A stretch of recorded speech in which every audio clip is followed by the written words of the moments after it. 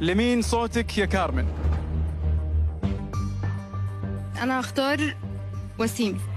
وسيم أخذ صوت كارمن للتأهل.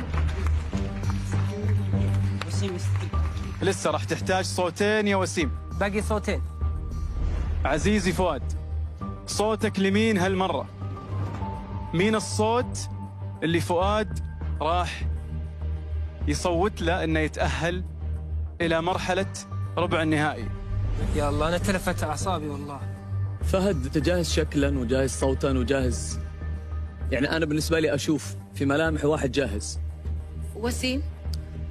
وسيم من الأصوات اللي أحبها وأعشقها ومحتاجة شغل.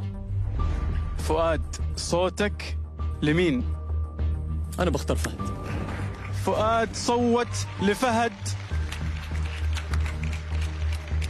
الآن المرحلة صارت أصعب بكثير مما كنا نتصور، لأن في صوت لفهد وصوت لوسيم.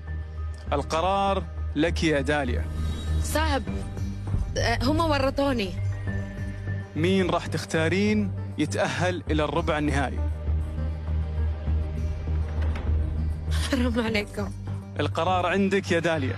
يلا يا داليا. اليوم فهد كراع، غنى حلو وكل شيء.